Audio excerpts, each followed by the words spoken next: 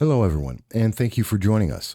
This is No Soundbites Allowed, and I am your host, Michael Voss, Dragon of the Southern Tier, and I'm happy to be here with you today.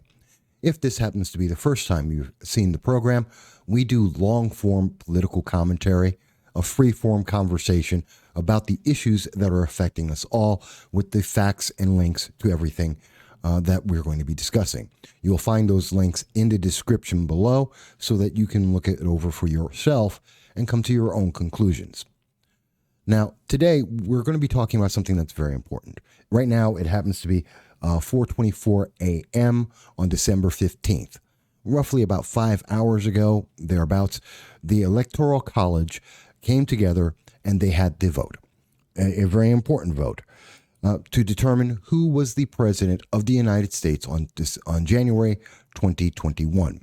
And over 2 million people have searched for those results on the Electoral College vote, as you can see here from Google.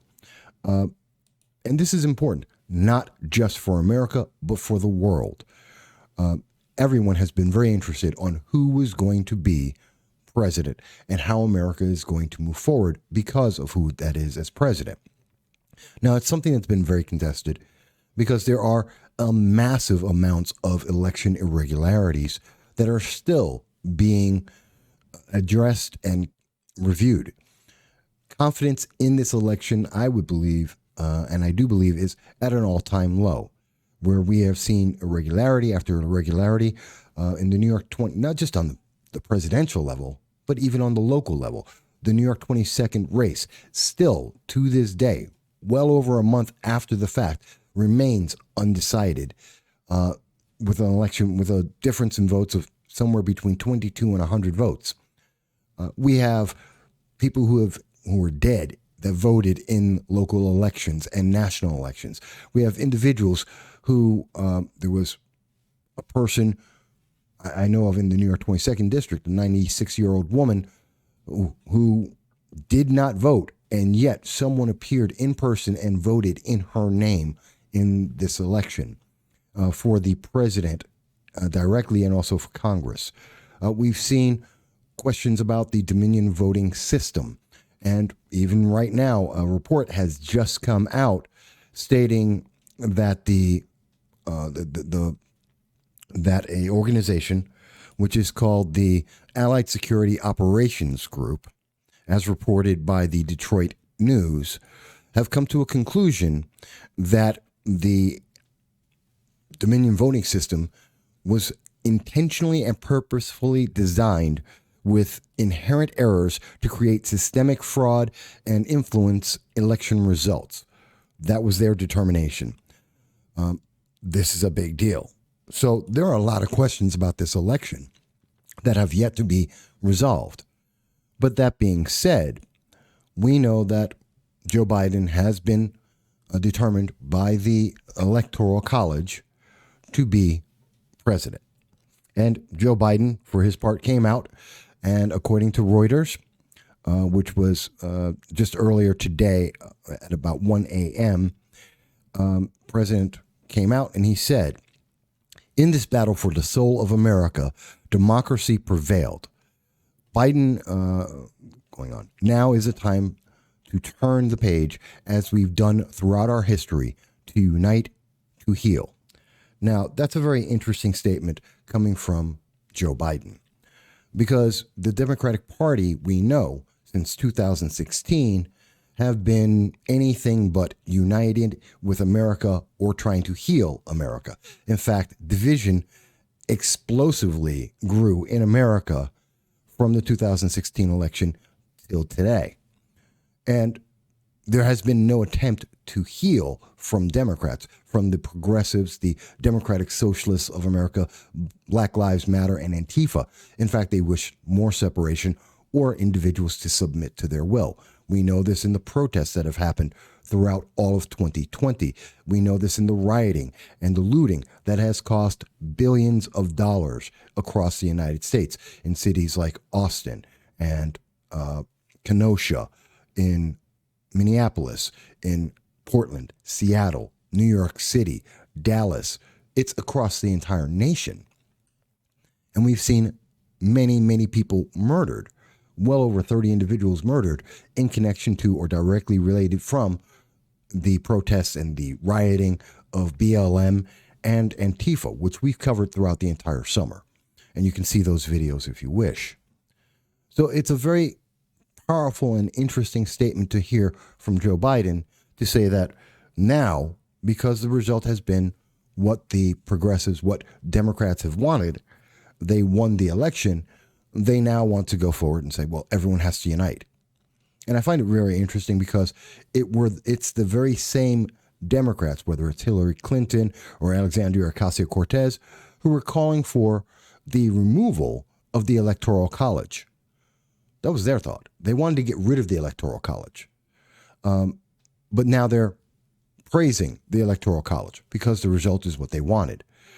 The Hillary Clinton stated very clearly before the election, under no circumstances is Joe Biden to declare defeat prior to the November 3rd election.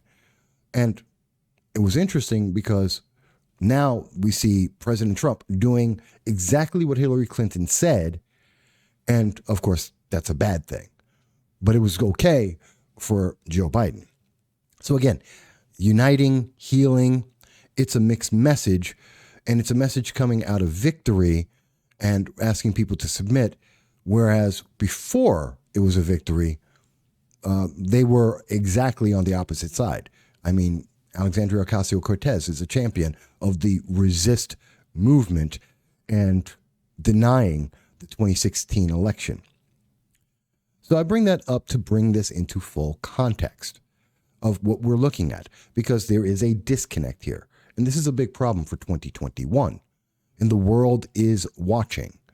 The world is paying attention. I've heard that from many of the viewers from Peru, from Germany, from Britain, that have contacted the program, that have spoken with us on our live stream. We do a live stream every Sunday at 2:30 p.m. Eastern Standard Time, which is open to the public to contact us through YouTube, Facebook, Twitter, calling into the program and telling us what's going on. So we know this is something that is important for the world. And I'm going to go forward. And President-elect Joe Biden has to be accountable. And I want to be very accountable. I want him to be accountable to a very specific issue. It was back on, and I want to be exact here, Joe Biden made this statement on August 31st of 2020. In speaking about the violence that was going on throughout the nation from BLM and from Antifa and the far left, the riots, the autonomous zones, the murders of children as young as 6 and 16 and 19, the murder of a 23-year-old young woman, a mom, in Indianapolis, the Kenosha shootings, everything that was going on in the nation. Joe Biden said very clearly, does anyone believe there will be less violence in America if Donald Trump is reelected? And the implication of that statement is very clear. Joe Biden is making it clear that if he is elected, violence would end. That the protests, the unrest, as it's been called, the AP News came out in, I believe it was September or August, and stated for all news media not to use the word riots, but rather to use the term either protests, or if violence is present, to call it an unrest. So it's the media hiding, obfuscating the way people can find out information and what that information actually entails, which is why we heard from CNN the mostly peaceful statement where we got to see, there was the burning building behind a CNN reporter, as he says, it's a mostly peaceful protest. Somehow arson is not considered peaceful, just isn't. So with Joe Biden elected, the statement coming from the Democratic Party, from President-elect Biden was, hey, if I get elected, there's going to be peace. And I want to hear him actually target the far left about this. And we want to be very clear about this because what I said, I had made a statement. This was back on September 6th, shortly after his statement about calling for peace if he were to be elected. And we had been speaking about it in projecting what would happen in then 59 days. And we said at the time, and I will let it play here, think that these individuals in BLM, these individuals in Antifa are going to stop. Do you think they're going to stop? Obviously, they won't stop if we see President Trump reelected. Even Biden has said that, do you really think the violence will stop? But here's the thing.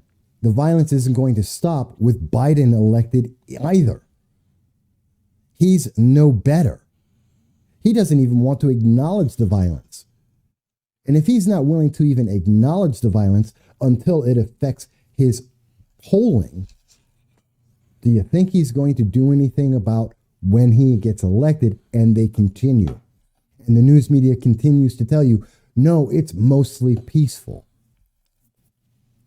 Think about it. Do you think BLM, Antifa, the violent rioters and looters in those organizations, and its charter, its whole message, do you think they're going to stop demanding that police are completely defunded and the riots based on that idea just because Joe Biden's in office? Or do you think they're going to keep going because they're getting away with it? Because the news media has supported them. What's Joe Biden going to do? Is he going to suddenly send in troops? Well, he doesn't advocate that. Is he going to defund the cities as President Trump has stated he wants to do? Joe Biden is against that. How is he actually going to stop them? Well, the only answer I can see is they're going to continue to riot because they know he's not going to do any of those things. So what he will do is capitulate. He will give them what they want. He will appease them. That's what Joe Biden's going to do. And when Joe Biden does that, it's only going to get worse. So that was our thought back on September 6th. And again, you'll be able to see in the links, the description of the YouTube video, the links, so you can see everything in full context. And I said at the time, before the election, a full month, more than a full month, 2 months before the election, that we were going to see continued violence in the aftermath of the 2020 election, that we were going to see continued issues for America. How accurate has that been? Has there been continued violence, or did with the existence of President Biden, President-elect Biden winning, did that cease everything? Now, if you're asking about the media coverage, yeah, it ceased pretty much immediately. We stopped hearing about any unrest, any riots, any protests across the nation that were led from the left. You haven't heard about BLM or Antifa pretty much anywhere in the nation. You haven't heard about any of the unrest, the violence that has come from BLM, Antifa, the Democratic Socialists of America. You haven't heard about that. But did it actually stop? That's the real question. Did it actually stop? And so to see that, we have to go to a recent statement, and I will give it to you here. And this is from the Young Turks. And we see that he says, now we got right wing and left wing battling in the streets like a third world nation. Trump has brought us so far down, but he's not alone. Establishment did this to us too. Infinite greed has led to frustrations brewing on all sides. All the while, the media plays the fiddle. Now, I find this to be a very interesting statement on many levels from the Young Turks. First of all, Zank is, I believe, a millionaire. He's definitely in the top 1% of the nation. So he, in fact, is part of that greed. He is funded, well funded by the left with millions of dollars for his program. So that infinite greed has been fueling his actual program, the Young Turks. So that's an interesting statement for him to make about that. Although I give it to him, the Young Turks are not in the middle. They are definitely on the far left. And he mentions in his statement, the right and the left are battling in the streets, as if this is a new thing. We have been hearing about battles between Antifa and the Proud Boys, both extremist organizations and when I say extremist, I mean on the polar extremes of their political parties. You have Antifa and BLM on the far left. You have the Proud Boys on the far right. And they've been battling for years. This isn't new. This isn't a surprise. It has never stopped. It's been going on for about 4, 5, 6 years now that we've been seeing since President Obama was supporting BLM and Antifa in their fight against the police. And when he legitimized that organization, BLM, by inviting them to the White House. We've been seeing the battles and the clashes between these organizations on a consistent basis. So the Young Turks are being disingenuous here, as if this is a brand new thing, as if this is something that has just happened and it's a surprise to America. That's a lie. It's disingenuous. It's not honest. It's not fair. It's not true. So, but we're not a third world nation by any means, although the argument can be made that we are getting closer to it. In fact, the conversation about a second civil war is ongoing. I was recently talking with Mike Meckler about that in an interview. So we know that that's something that's of concern throughout the nation.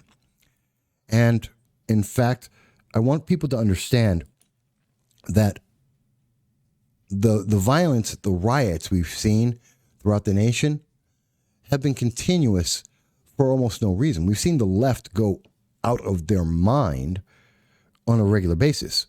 One of the examples is the Ricardo Munoz shooting and the Hakeem Littleton shootings that happened over the summer, as we reported in September, actually, the end of the summer, September 14th, where a justified shooting, where in the case of Hakeem Littleton, we saw this individual unprovoked pull out a gun and try and shoot police officers. In the case of Ricardo Munoz, we saw an individual unprovoked run out with a butcher's knife and try and attack a police officer and try and murder them. So we've seen the left, the far left, the radical, progressive left, the Democratic Socialists of America, that movement have been resisting and been violent about their resistance on a regular basis. Let me stop for a moment, and I want to make something very, very clear.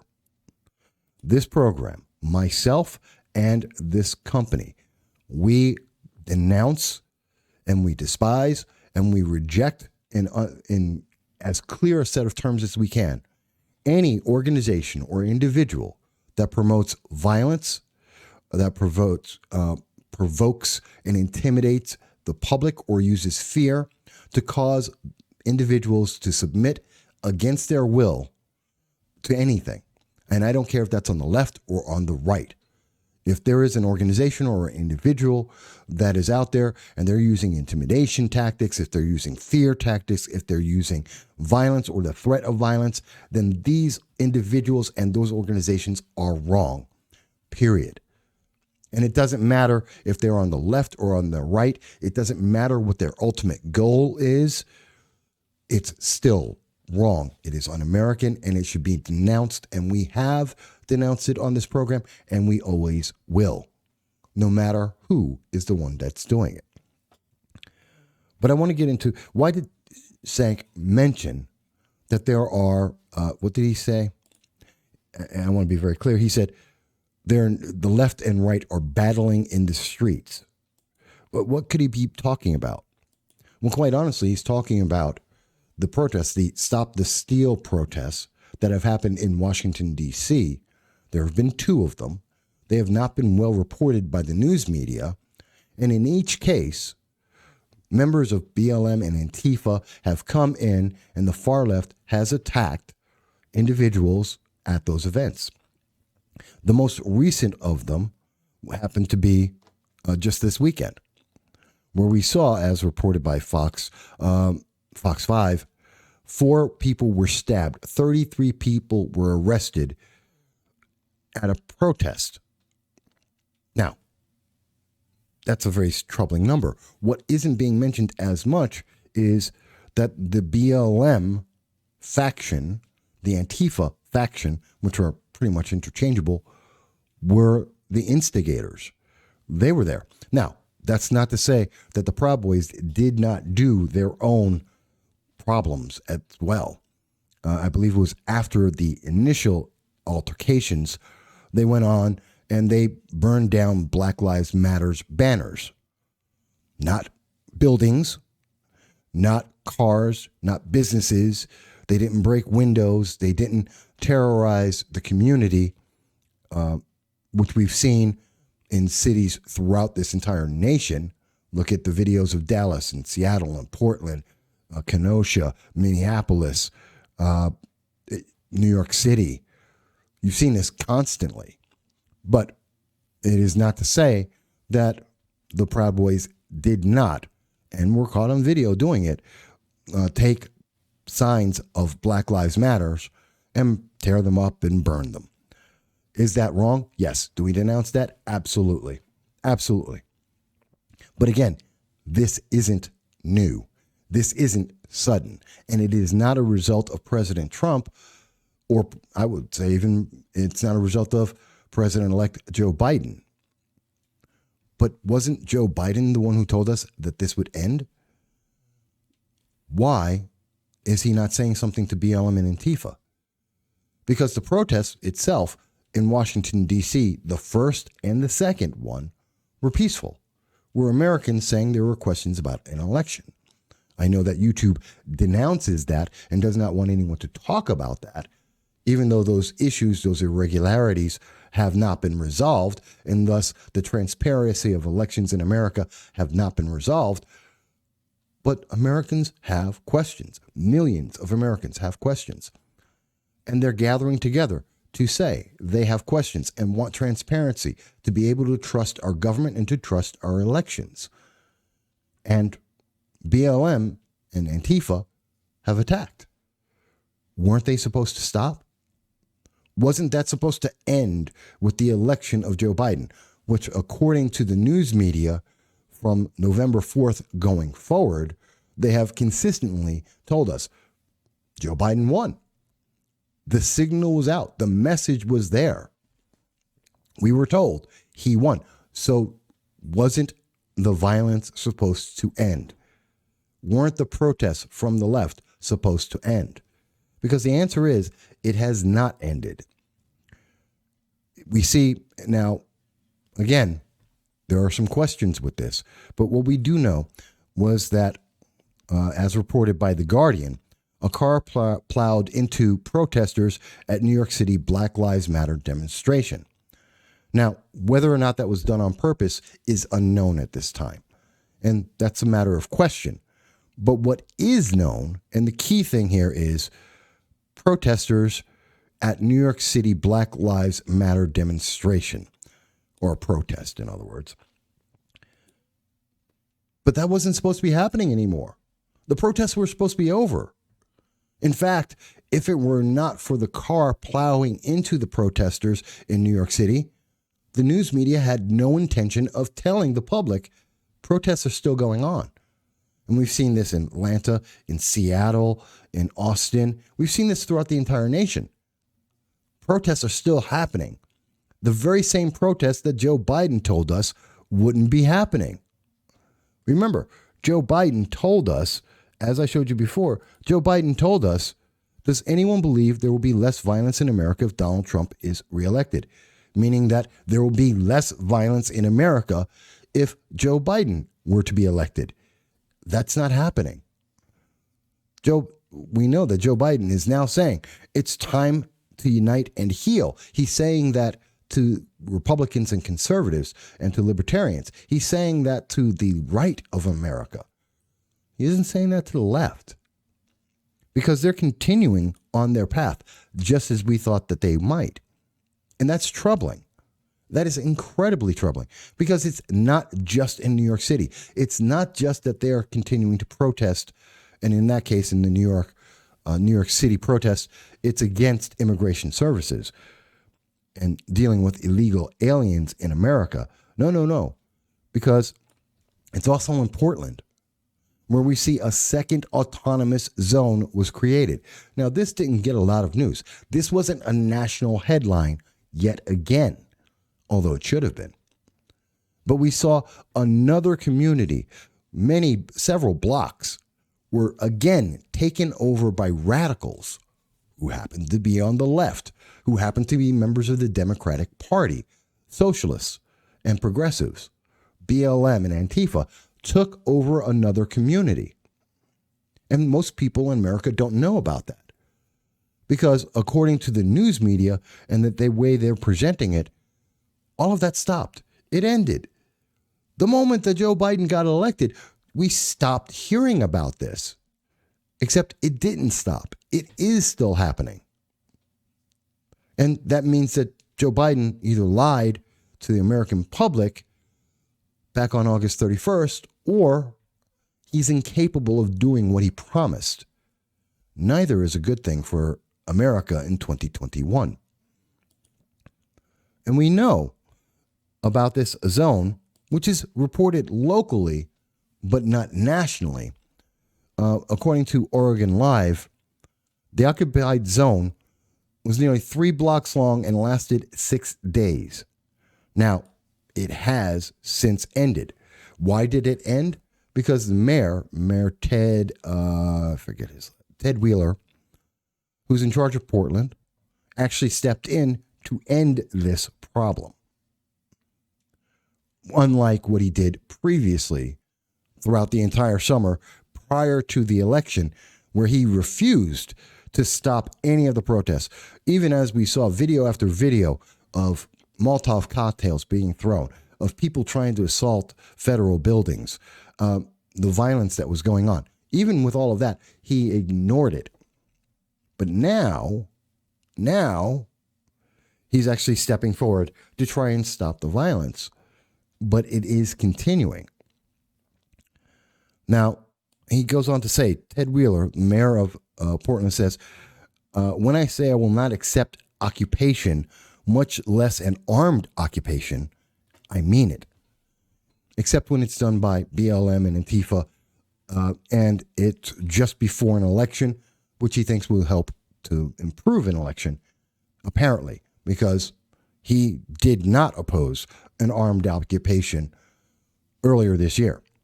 He goes on to say, if I have one regret, my regret is because of the wording of my initial tweet, which led some very serious threats to the Kinney family, who's involved in this with event. And that was not my intention. I've apologized to the Kinney family.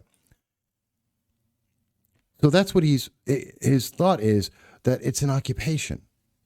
This occupation, which we rightly said about the Seattle Chaz, the autonomous zone, the Atlanta Chaz that was attempted to be created, the Austin and Atlanta autonomous zones that were attempted to be created.